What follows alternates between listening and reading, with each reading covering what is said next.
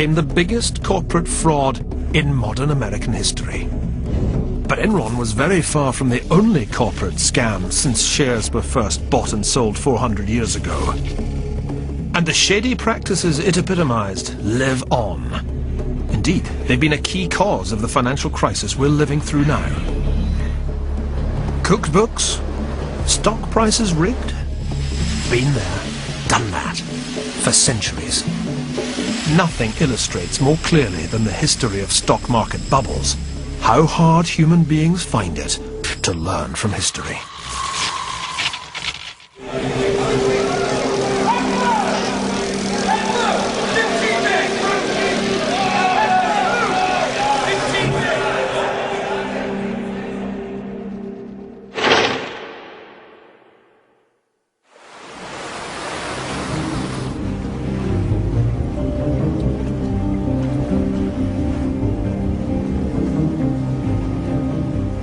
Hidden away among the many splendors of Venice is a small clue to one of the most astonishing tales of adventure in all financial history.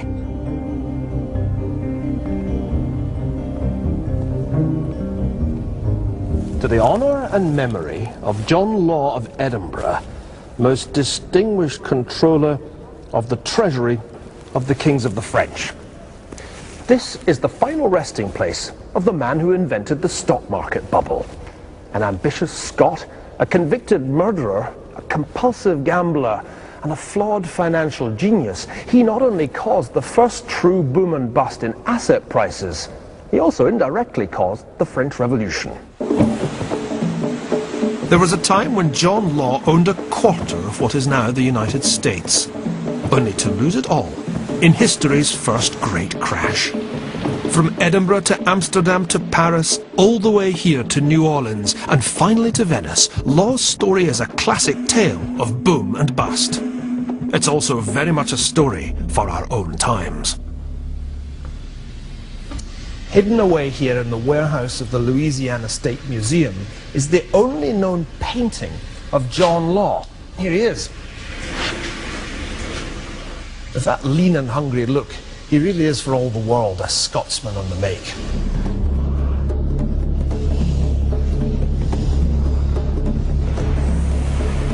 The path that led Law from obscurity to celebrity to notoriety is a path that many of the great stock market players have followed since. Law was born here in Edinburgh in 1671, the son of a successful goldsmith and heir to the estate of Lauriston. In 1694, while living in London, Law killed a man in a duel over a woman and was sentenced to death. Somehow, Law managed to escape from prison and fled to Amsterdam. He couldn't have picked a better town to lie low in.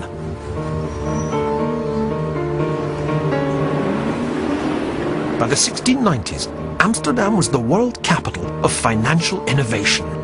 To help finance their war against Spain, the Dutch had introduced one of the world's first national lotteries. To protect their merchants from dodgy coinage, they'd created the world's first central bank. But the one that had the biggest impact on Law was the single greatest Dutch invention of them all: the company.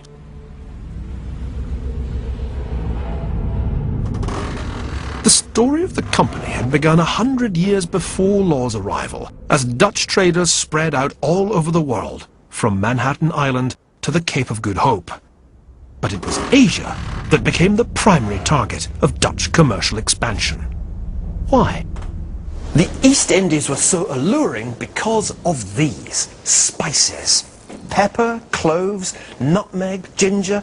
Europeans craved them to flavour their food, but also to preserve it. Traditionally, they'd come overland by the spice road, but the Dutch plan was to fetch them the longer but quicker way by sea, and that pungent aroma was the smell of money to be made.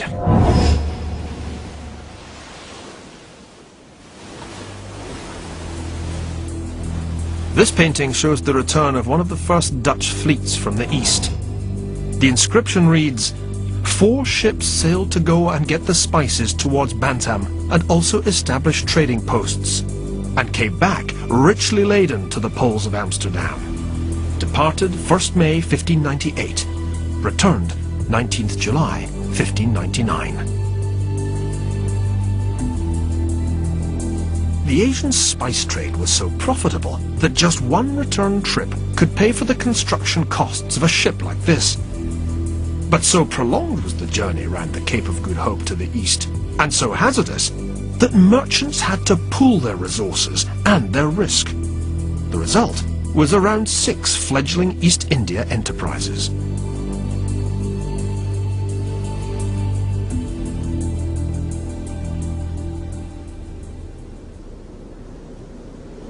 In 1602, at the instigation of the Dutch government, these various companies came together to form the United Dutch East India Chartered Company, or Verenigde Oost-Indische Compagnie for short.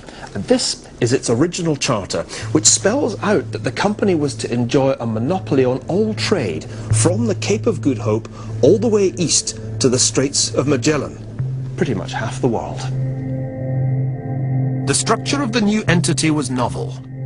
The capital of the company was divided unequally between all the major Dutch cities. Citizens were invited to participate in the new venture by investing. It was the form of this investment that was the real novelty. This rather wonderful painting is of the family of one of the founders of the Dutch East India Company, Dirk Baas. For 6,000 guilders, he and 16 other so-called participants became the firm's managing directors, the bevindhebber. After 1606, however, anyone who put his money into the East India Company received an actie, literally an action, or as we would say, a piece of the action, a share in the company's future profits. And here it is, the world's very first share certificate issued by the world's very first multinational company. Almost exactly 4 centuries ago.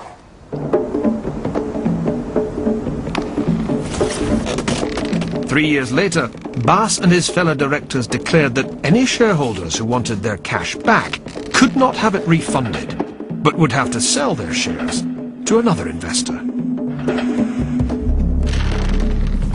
Overnight, a market for the company's shares was born, the world's first true stock market. This invention was to change the face of finance forever, because it created a mechanism whereby the price of shares was determined by the laws of supply and demand, sellers and buyers.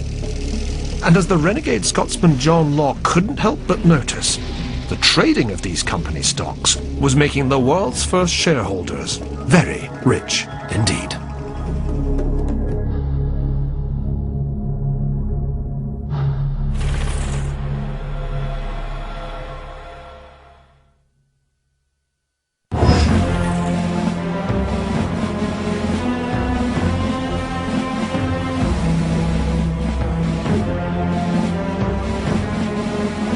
By 1610, the world's first joint stock company, the Dutch East India Company, was ready to conquer the world.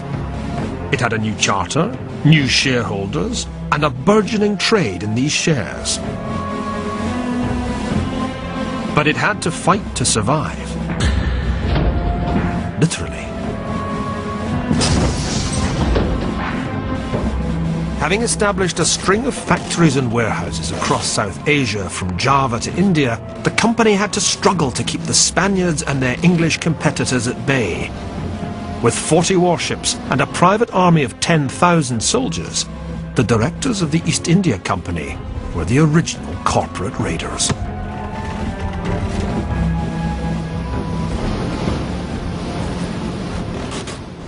For the Dutch East India Company, firepower and foreign trade went hand in hand. But the key to the company's success wasn't just its cannons, like these ones aboard the Batavia, the pride of its fleet. Like all big companies, it was able to combine economies of scale with reduced transaction costs, and what economists call network externalities, the ability to pool information between multiple employees and agents. The Batavia was part man of war, part multinational corporation. The big networked company was simply more efficient. That was why, By the 1620s, it had established a virtual monopoly on spice exports from Asia to Europe. The world's first multinational was making its shareholders enormously wealthy. I'm looking here at the original shareholders register of the Dutch East India Company, and literally every name in here was a winner. If you put 1,000 guilders into the company at its very inception, by 1736 your investment would have been worth 7,000. Over its entire lifetime, the company paid an average annual dividend of 16.5%. Virtually all its profits were paid back to the shareholders. Dirk Bass's original shareholding of 6,000 guilders had been transformed into a 500,000 guilder fortune.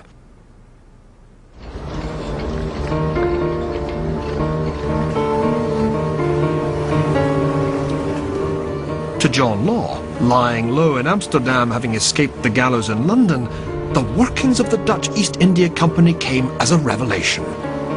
Law was living off his winnings at the gambling table, but he was fascinated by the relationships between the company, with its splendid offices in the Hoogstraat, the nearby stock exchange where dealers busily traded the company shares, and the Bank of Amsterdam. Yet this Dutch financial system struck Law as not quite complete. To Law's financially supercharged mind, the Dutch were missing a trick or two.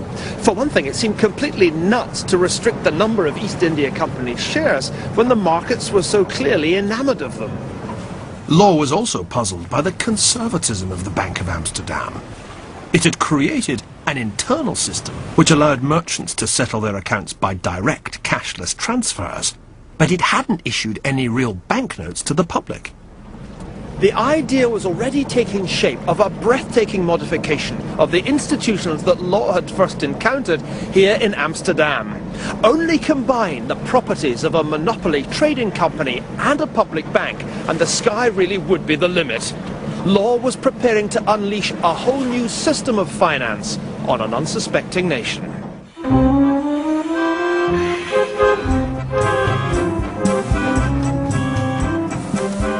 In 1716, John Law arrived in Paris. He had identified France as the ideal laboratory for what would be the biggest experiment in the history of the stock market. But why did the French give him his chance?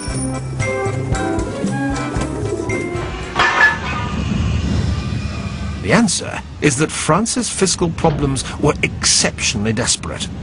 The country was saddled with enormous public debts as a result of the wars of Louis XIV. When the Sun King died in 1715, the Duke of Orleans, who was acting as regent for the underage King Louis XV, faced a country on the brink of its third bankruptcy in less than a century. It was the perfect opportunity for Law, the maverick self-taught economist who developed his theories somewhere between the casino and the stock market. Law's ambition was to revive economic confidence in France by establishing a bank on the Dutch model, but with the difference that this bank would issue paper money, like this 100 livre note. As money was invested in the bank, the government's huge debt would be consolidated. But at the same time, and this was the really important part of Law's system, paper money would revive French trade, and with it, French economic power. The royal government gained doubly. Consolidation simply meant that its onerous debts were magically transformed into shares in Law's bank. At the same time, the monarch gained the ability to print as much money as he liked. As Law wrote, "I maintain that an absolute prince who knows how to govern can extend his credit further and find needed funds at a lower interest rate than a prince who is limited in his authority. In credit, supreme power must reside in only one person." That absolute power was in the hands of the Duke of Orleans, who lived here in the Palais Royal, just a short step from Law's apartment in the Place Vendôme. It was to him that Law now unfolded his scheme. The prize was nothing less than the revival of French power through financial engineering. But that was only half of Law's ingenious plan. As Law wrote, "The bank is not the only nor the grandest of my ideas. I will produce a work which will surprise Europe by changes more powerful than were produced by the discovery of the Indies." The second part of Law's idea was that a huge monopoly trading company should be established, the Compagnie d'Occident, the Company of the West. As he put it, the whole nation would become a body of traders, and Law himself, named here as the company's chief director, would be at its head.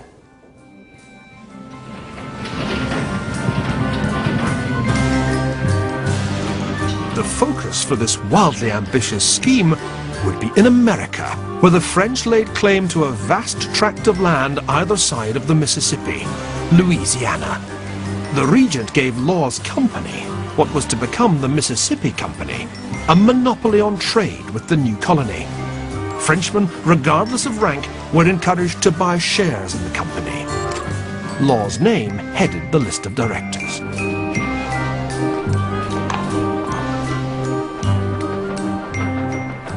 In modern parlance, what these documents tell us is that Law was attempting a reflation. And why not? France in 1716 was in a depression, and Law's banknotes helped stimulate a recovery. At the same time, what he was doing was effectively transforming a burdensome and badly managed public debt into shares in what was a privatized tax-gathering and trade company. Well, what was not to like about that? In a fever of mass speculation, the Mississippi Company's share price soared from the original price of 500 livres to 5,000 on September the 4th. By December 1719, it had reached 10,000. And this is where it all happened. This was where Law's share-issuing office was located, the Rue Quincampoix. You can imagine the scenes of frenzy here as half of Paris descended on this narrow alleyway, all desperate for a piece of the action. The higher the share price went, the more they wanted to buy. It was a classic stock market feedback loop.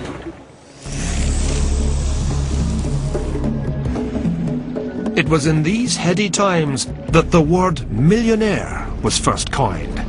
Yes, millionaires, like entrepreneurs, were invented in France. And by January 1720, John Law was the richest of them all. Louis XIV had said, "L'État c'est moi." I am the state. Now the renegade Scotsman John Law was able to say, "L'économie c'est moi." I am the economy.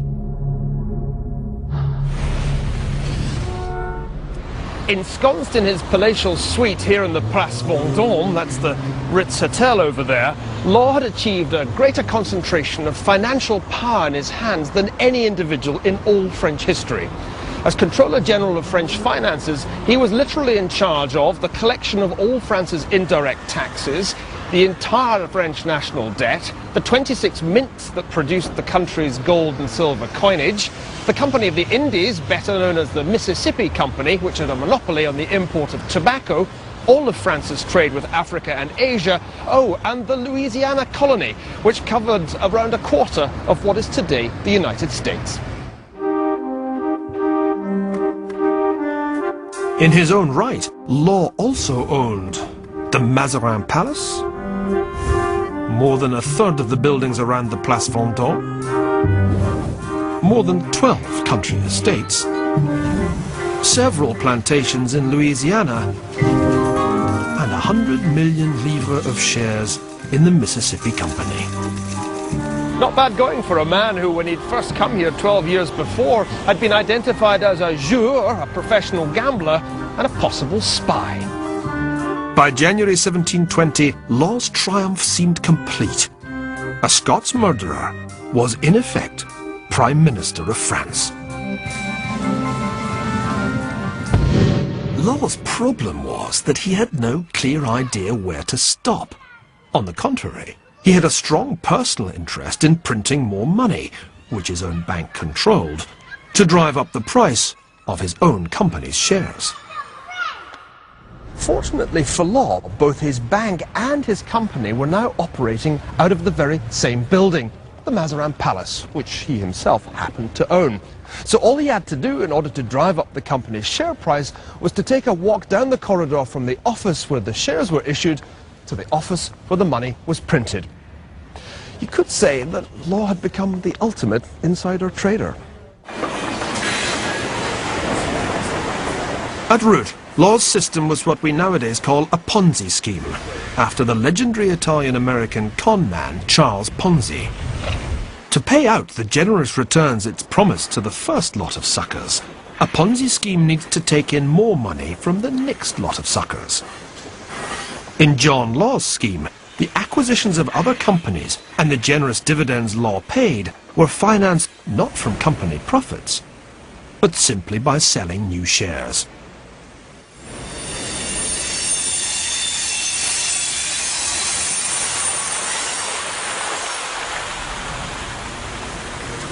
Like all Ponzi schemes, however, the effect of Law's system was to generate an unsustainable bubble.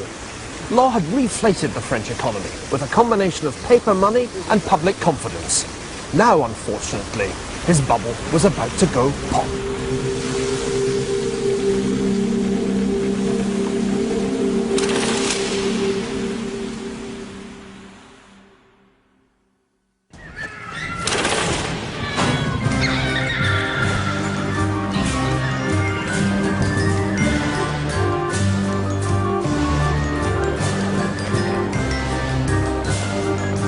By the beginning of 1720, France was in the grip of a mania, the Mississippi Bubble. But the man responsible, the renegade Scots murderer and gambler John Law, who'd risen to become master of the entire French economy, was about to discover an inviolable law of finance. Trees don't grow to the sky.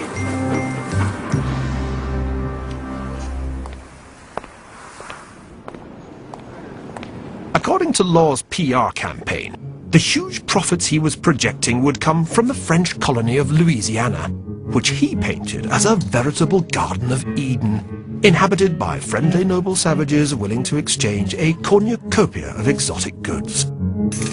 These would flow to France through a new city at the mouth of the Mississippi, New Orleans, named to flatter the always susceptible French regent, the Duke of Orleans. All the colony lacked was settlers. Grasping that Frenchmen were more interested in stock market speculation than the hard graft of colonization, Law launched a recruitment drive in the Franco-German borderlands. Several thousand bold Germans signed up and set sail to the promised land. They ended up here. This was the unfortunate immigrants' first glimpse of Louisiana, an insect-infested swamp. Within a year, 80% of them had died of starvation or tropical diseases like yellow fever. Sadly for Law, the Mississippi Company's principal asset, its monopoly on trade with Louisiana, looked like being more or less worthless. As the inscription on this Dutch cartoon put it, This is the wondrous Mississippi land, made famous by her share dealings, which through deceit and devious conduct has squandered countless treasures. However men regard the shares, it is wind and smoke and nothing more. to Law, economic success was all about confidence.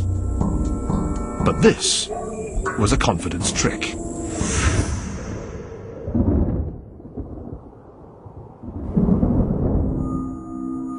In Paris, the first rumors began to circulate that all was not well with Law's system. The share price of the Mississippi Company began to slide.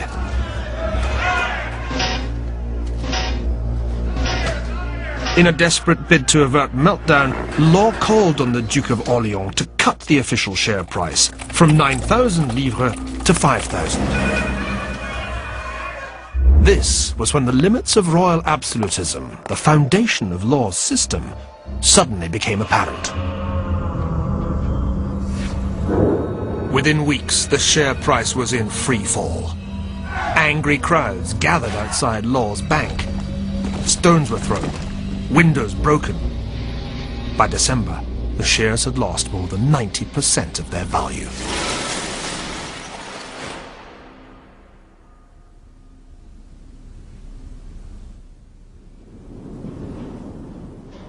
This French map from 1730 gives an absolutely wonderful visual representation of the world's first stock market bubble. Here at the top is the goddess Fortuna pouring down goodies from her horn of plenty. Here are the happy investors receiving their shares in the Mississippi Company from flying cherubs. But down below there are some other cherubs chopping up the shares beside a shattered printing press, and there are two more cherubs blowing bubbles. To the right, there are four very unhappy-looking men, one of whom is preparing to commit suicide by falling on his sword. As if pricked by a sword, the Mississippi bubble had now burst. It was at this moment that Law, vilified by the French people, fled the country. He never saw his wife and daughter again. He spent the rest of his life in Venice, dividing his time between writing long, self-justifying letters and gambling. He died in 1729.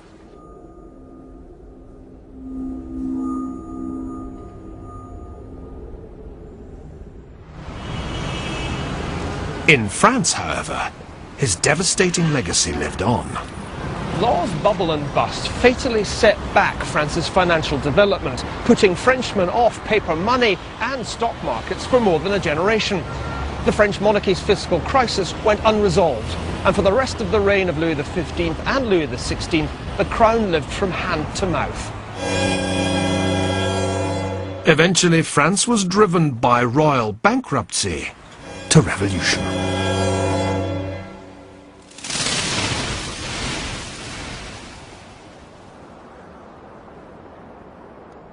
The Mississippi bubble of 1719 was the first stock market bubble in history, but it's been by no means the largest. When we think of stock market bubbles, we think of this.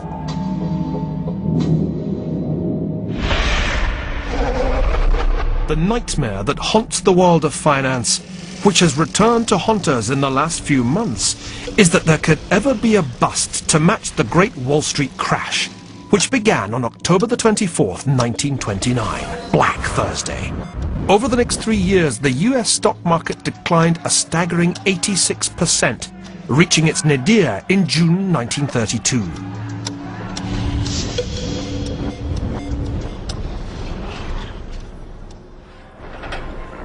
What was worse, this asset price deflation was accompanied by the worst depression in all history.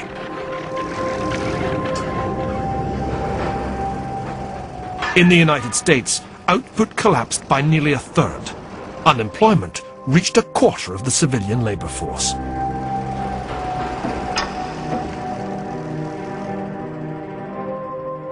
Why did the 1929 crash happen? Why, indeed, does any crash happen? This remains one of the most hotly debated questions in financial history.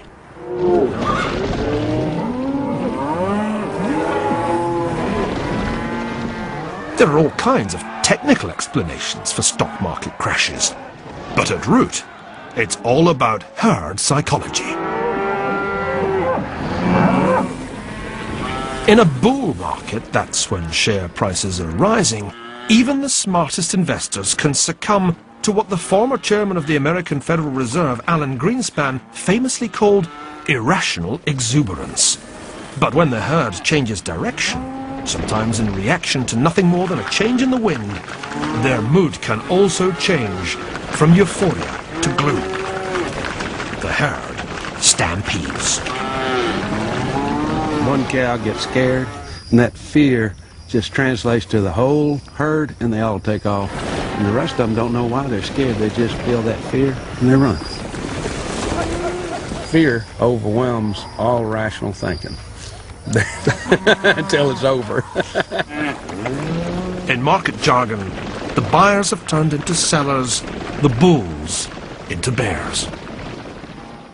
Despite the zoological imagery, the point is that markets are mirrors of the human psyche.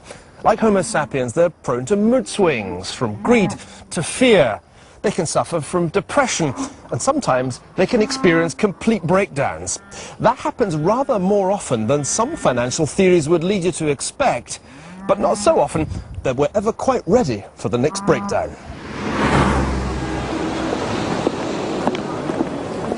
If movements in financial markets were statistically distributed like human heights, there would hardly be any crashes. Most months would be clustered around the average, with only a tiny number witnessing extreme ups or downs. Let's face it, not many of us are below 4 feet in height or above 8 feet.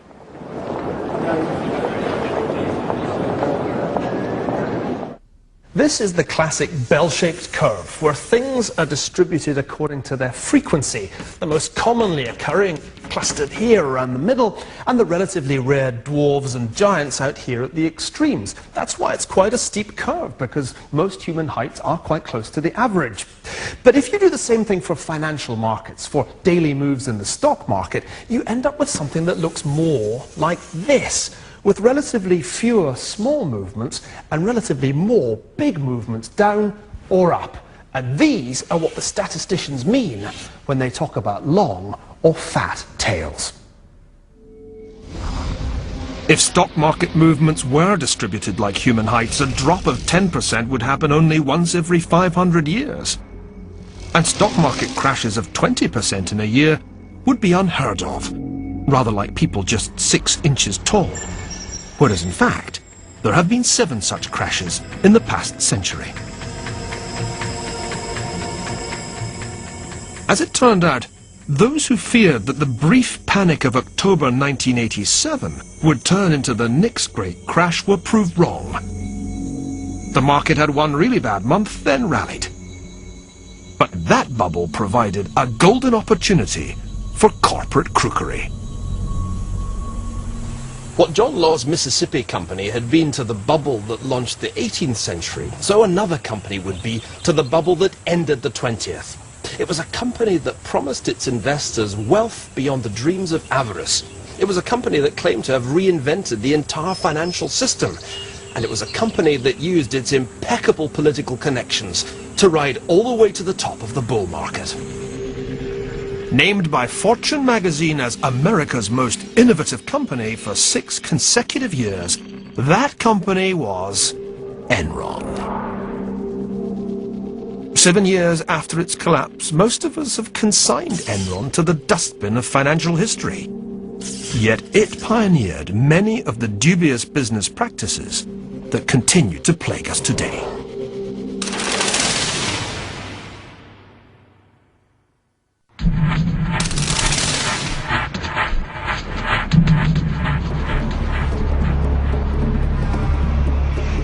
In the 3 years up to August 2000, shares of the Houston energy company Enron had gone through the roof. Once a small-time gas company in Nebraska, it was now the 5th largest company in the United States, with stated revenues of $111 billion. Enron was the darling of Wall Street. Yet a little historical knowledge might have made Enron's investors think twice. Indeed, the story of Enron was like a rerun of the Mississippi bubble 280 years before. John Law's plan had been to revolutionize French government finance. Ken Lay, the chairman of Enron, planned to revolutionize the global energy business.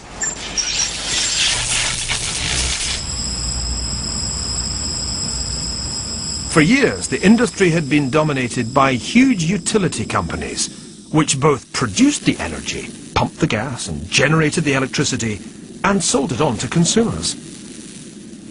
Lay's big idea was to create a kind of energy bank, which would act as the intermediary between suppliers and consumers. His dream was to make Enron the greatest energy company in the world. Caught up in the heady spirit of the times was senior Enron executive Sharon Watkins. It was very electric. You felt like you could, if you came up with a good idea, Enron would give you the money and you could go for it at a very young age. Like John Law, Ken Lay had friends in high places. He contributed generously to George H.W. Bush's presidential campaign. As president, Bush duly pushed through legislation that deregulated the energy industry. Riding a global wave of energy privatization, Enron snapped up assets all over the world.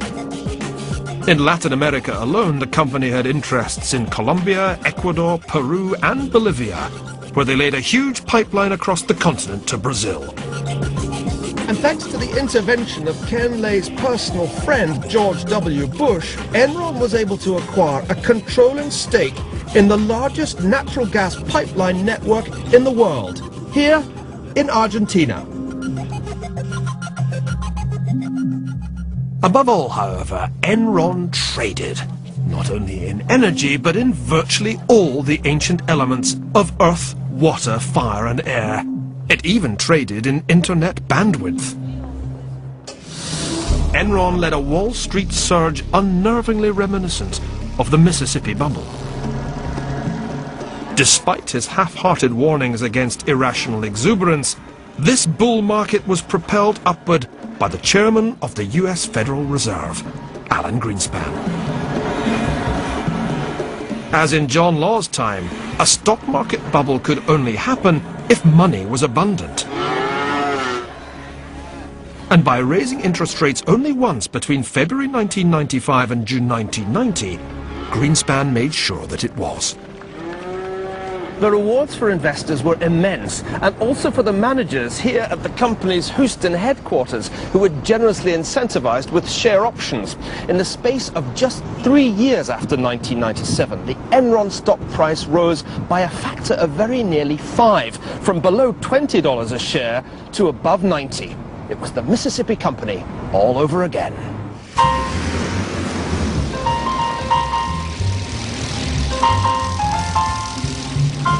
Even a city used to extravagant oil-fired living had seen nothing like it.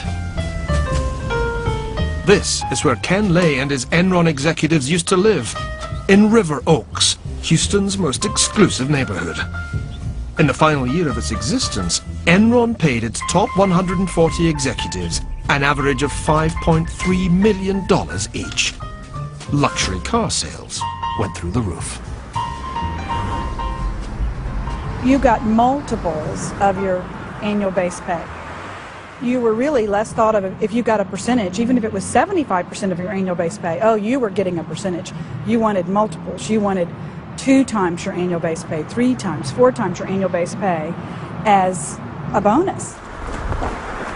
And Lay, the pillar of society, espoused the highest moral standards for his company. Enron is a company that deals with everyone with absolute integrity. We play by all of the rules. We stand by our word. We mean what we say what we mean. The only problem was that, like John Law's system, the Enron system was an elaborate fraud. Hey, this is David up at Enron. There's not much demand for power at all, and we're running kind of fat. In this tape, an Enron trader is discussing with the El Paso Electric Company how to hold California's consumers to ransom by closing power stations to restrict the supply of electricity.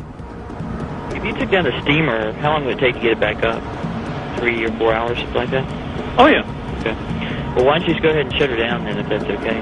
Okay.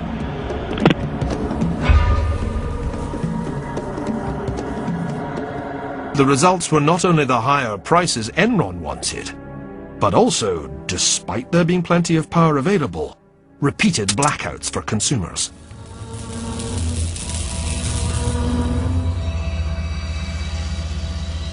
Enron's money was stolen in more ways than one.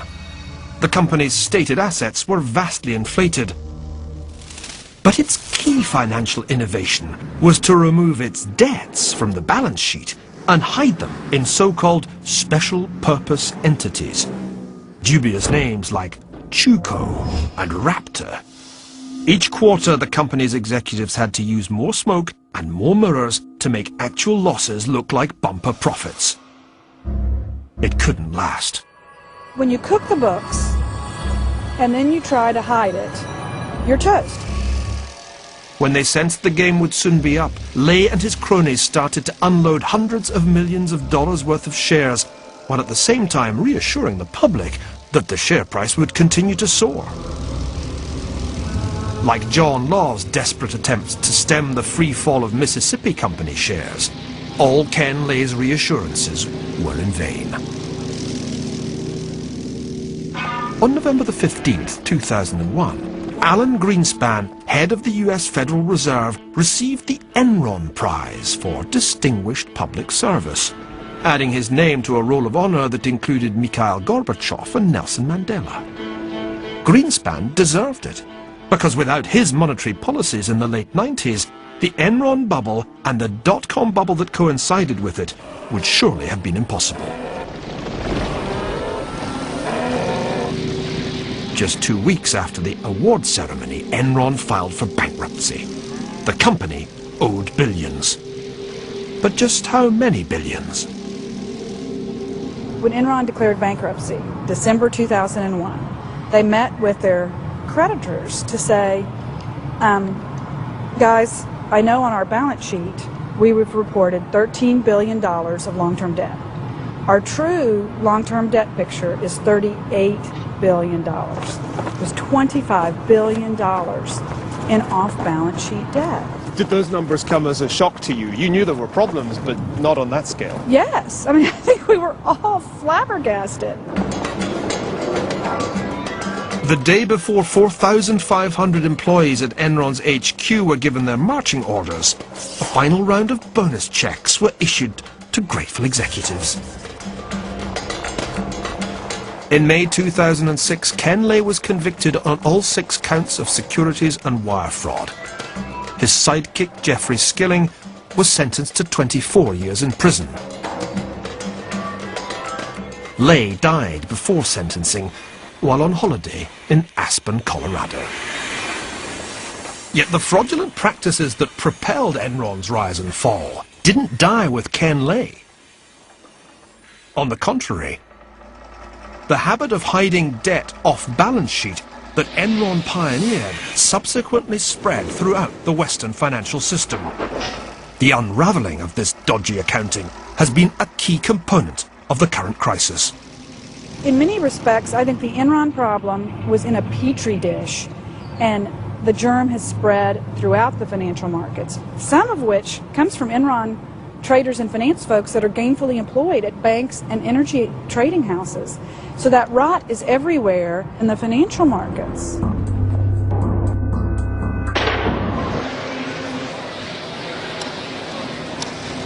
The Joint Stock Limited Liability Company truly is a miraculous institution. And yet, throughout financial history, there have always been a few crooked companies, just as there have occasionally been irrational markets. Indeed, the two go hand in hand, because it's precisely when the bulls are stampeding most enthusiastically that people are most likely to get taken for the proverbial ride.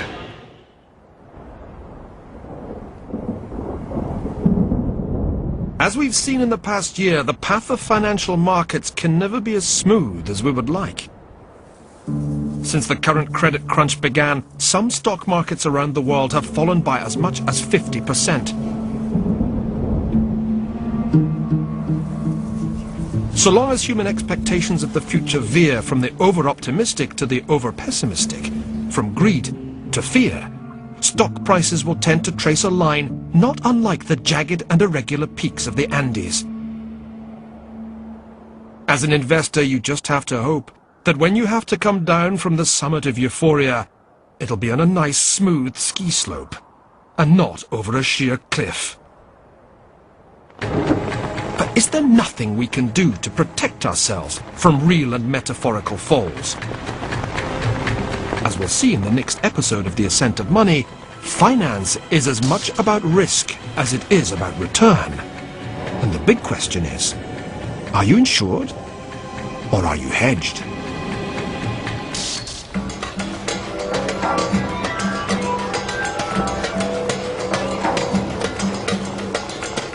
If you want to find out why booms always go bust, go to channel4.com/Ascent of Money for a chance to win a copy of Neil Ferguson's latest book. Next tonight, a state-of-the-art look at how an ice age has shaped our life on this planet. Catastrophe continues with Snowball Earth.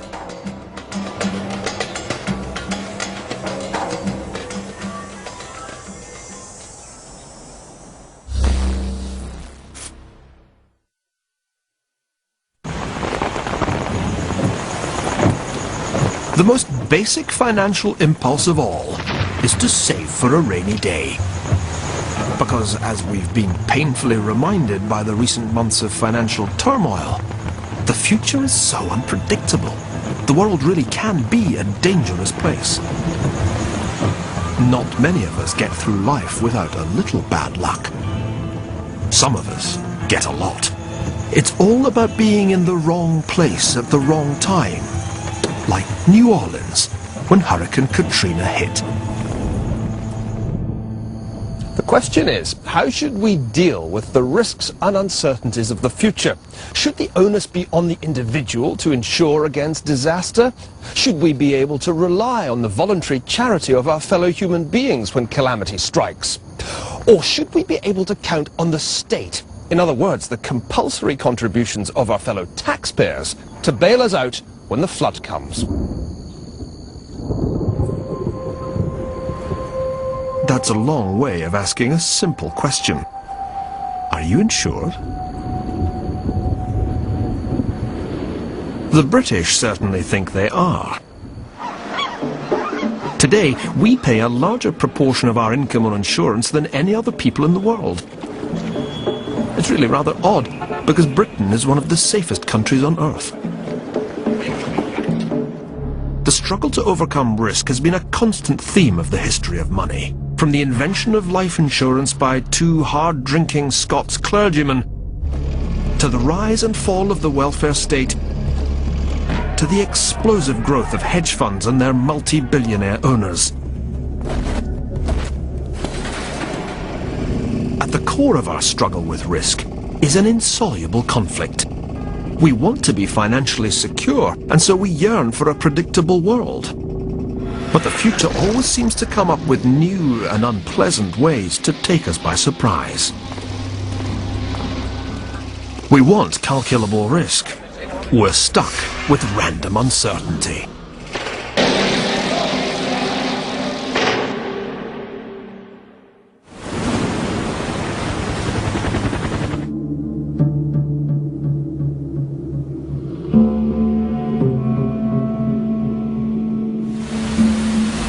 When Hurricane Katrina hit New Orleans in the last week of August 2005, it caused death and destruction.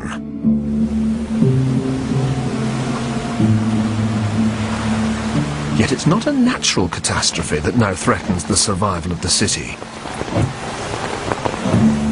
The real lesson of the disaster is about money. How the risk management system we call insurance simply failed when faced with a calamity on this scale.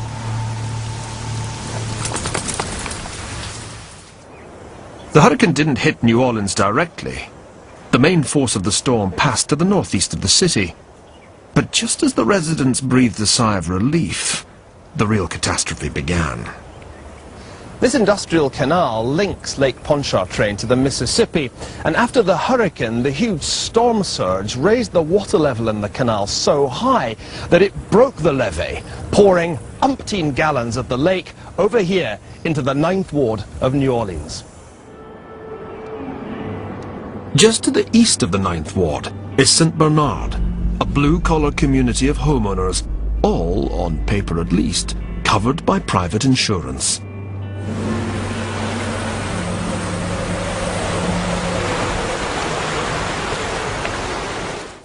Councillor Joey DeFata refused advice to leave the city, staying put during the storm. Eventually, he was forced to retreat to the roof of the town hall as the waters kept rising. Government complex. And as you can see, this is the water line. That's the water line. That's where it came up to. The water came in this building in 14 feet of water in 15 minutes. Wow. From the second floor of this building, I could see, coming down Judge Perez, a wall of water. In that wall of water was debris, cars, vehicles, pieces of roofs. And this wall of water, you guesstimate, had to be maybe 15 to 20 feet tall. And moving fast. Moving quickly, just coming down this boulevard street and just taking everything with it as it would come. The whole of St. Bernard Parish was inundated in just 15 minutes. Only 5 houses out of 26,000 weren't flooded. More than 2,000 people were killed in Hurricane Katrina and the subsequent flooding. Here in St. Bernard Parish, 148 people lost their lives, mostly because they became trapped in their houses as the floodwaters rose. The painted signs on these abandoned houses say whether dead bodies were found after the floodwaters receded, a little bit like medieval London in the time of plague.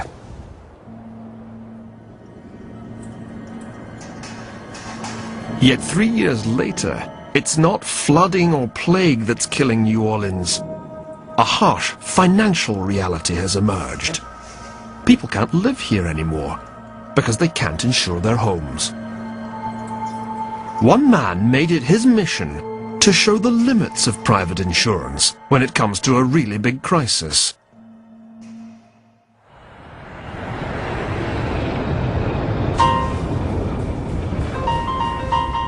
He's former Navy pilot Richard F. Scruggs, one of those lawyers that only America seems to produce. Dickie Scruggs took $50 million off the asbestos industry. Then $248 billion off tobacco companies for failing to warn smokers of the danger of lung cancer. This kind of work has its rewards.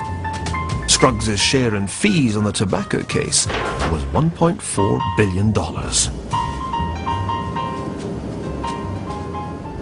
Scruggs' latest target has been America's insurance companies. His clients, hundreds of homeowners whose houses were destroyed by Katrina, argued that the companies were refusing to pay up on genuine claims, a view the insurers disputed. There was a house there? There was a house here, a house next to it, where you see the trailer. Scruggs had a dog of his own in this fight. This house looks like it's... His own home on Pascagoula's Beach Boulevard, here on the Mississippi coast, was so badly damaged by Katrina that it had to be demolished. This is the front door? This is the front door, right here. The edge of the slab, if you will. You were slabbed, good and We were proper. slabbed. If you could fix the system... But I have the means, I'm fortunate enough that I have the means To lose a house and build to lose a house and build it back. Most people here don't. Right. If you had the power to change the system so that people really were insured, how would you do that? Is there a way of making insurance work again? There is, and it's disclosure of what you're buying, so that you know, like a drug. There's a black box warning on there. This is what it does. This is what you should watch out for, as opposed to this device, which is called a modern insurance policy, which no one can interpret or understand. It seemed as if the insurance companies had been well and truly scrugged. One of America's biggest insurers settled hundreds of cases brought by Scruggs on behalf of clients whose claims had been turned down. But in this bitter high-stakes battle, the insurance companies had the last laugh. After winning the case, Scruggs was convicted and sentenced to 5 years for attempting to bribe a judge and influence the distribution of legal fees. And the big insurance companies responded to the weight of post-Katrina claims by in effect declaring parts of the Gulf Coast a no-home insurance zone. Today, as Councillor Joey DeFatta has found out, insuring a house in this part of New Orleans is virtually impossible. They can't get a mortgage either. That is correct. They have to make a choice. Do I build a house here, or do I relocate to another area where insurance may be a little bit cheaper and I can afford it? So that is hurting our community. It's taking our people away, the nucleus of this parish, and pulling them away. 3 years after disaster struck, St. Bernard Parish has only a third of its pre-Katrina population.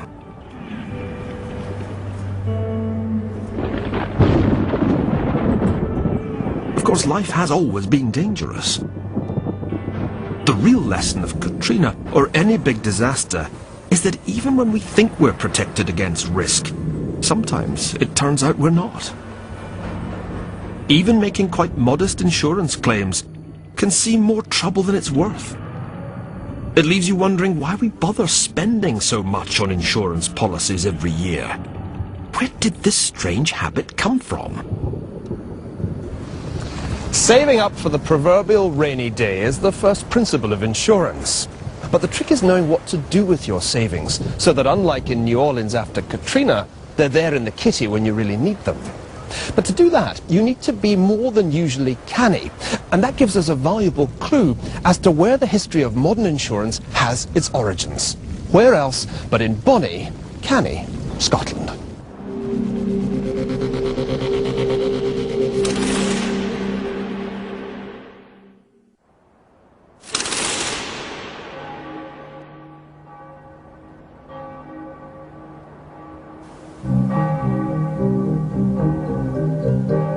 They say the Scots are a pessimistic people. Maybe it's the weather, all those hundreds of rainy days. Maybe it's the endless years of sporting disappointment. Or maybe it was the Calvinism we picked up at the time of the Reformation. Certainly, it's two Church of Scotland ministers who deserve the credit for inventing the first true insurance fund back in 1744. And fathering a multi-billion-pound industry.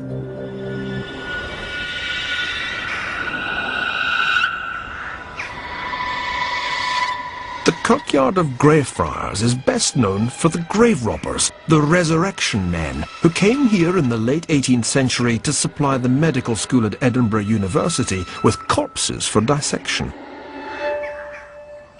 But Greyfriars' lasting importance comes from the work of the minister here, Robert Wallace, and his friend Alexander Webster. It's somehow appropriate that it was Scottish ministers who invented modern insurance. After all, we tend to think of them as the embodiment of prudence and thrift, weighed down with an anticipation of impending divine retribution for every tiny transgression. But in fact, Robert Wallace was a hard drinker as well as a mathematical prodigy, who liked nothing better than knocking back magnums of claret with his bibulous buddies. Wallace and Webster were unhappy at the way the widows and children of their fellow clergymen were treated when the grim reaper struck. They often found themselves homeless and penniless. The plan Wallace and Webster came up with was ingenious. The first true insurance fund in history. These are some of the voluminous calculations that Robert Wallace did, now housed at the National Archives of Scotland. And you can see how he